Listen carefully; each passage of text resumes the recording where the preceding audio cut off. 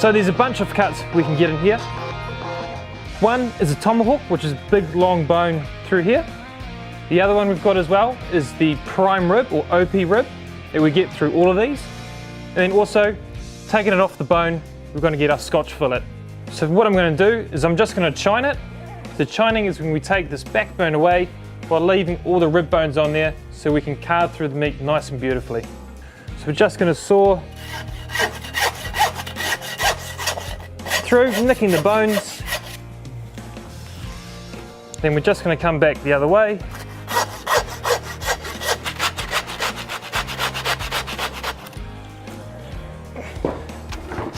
Now we're just going to back marks, so we make a nice clean cut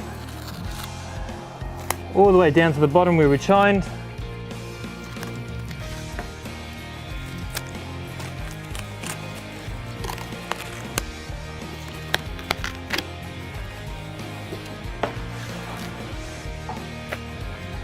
Slowly go down each bone. And there we go, we've removed our chine bone. So what we're going to do now is we're going to take off a beautiful tomahawk steak from the side here. What we're going to do, just follow rib bone down.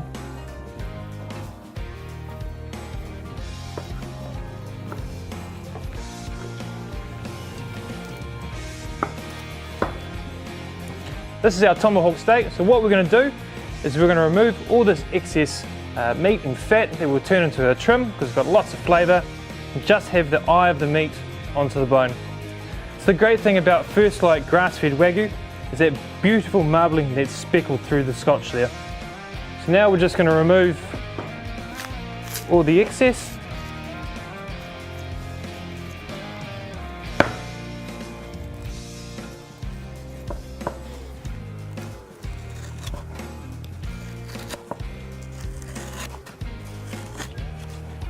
Trying to keep that bone as white as possible. So you're not going to find these tomahawks every day, so you'll have to specially order these from your local butcher.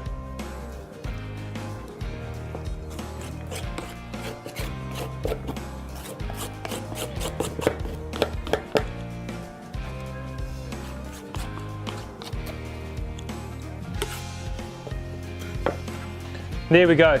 There's our tomahawk steak. So what we're going to do now is turn this forerib into an OP or oven prepared rib. Just going to remove some of this excess bone. So this part here is also another great part of the short rib that we can use for slow cooking process. This is the beginning of the prime rib. If we were talking about lamb, this would be the lamb racks. So what we're going to do is we're going to remove the blade bone from this side, take away all this fat, have all the ends Frenched and ready to go for the oven. Just like we did with the venison, we're going to have a nice length away from it, nice and straight.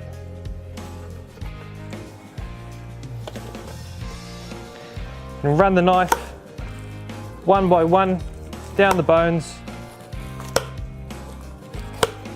ready for Frenching. We're just going to remove the cap as well.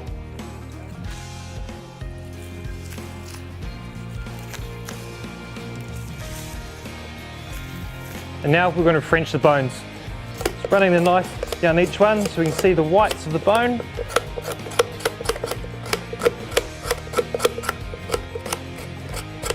We're carefully going to roll the intercostal meat to the side so we can pop them off.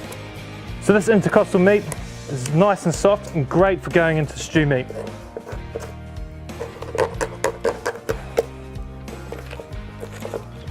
So now we're just going to pop the intercostal meat off. Then with the excess, we're just going to remove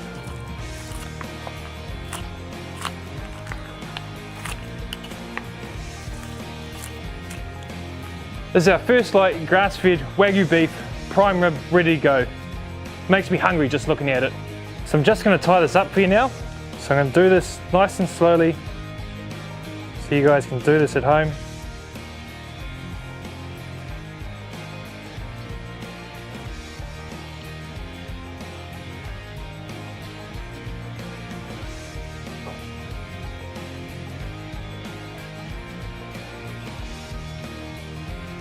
And this is the butcher's secret right here to rolling a roast.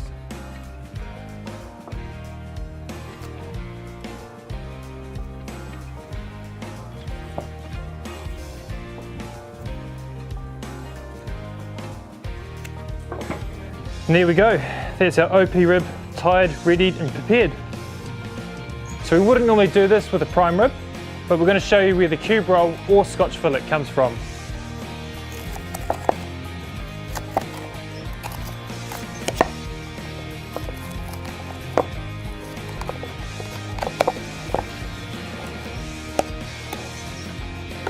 If for any reason you've found yourself in this situation, here's a little tip. I'm going to flip these bones over.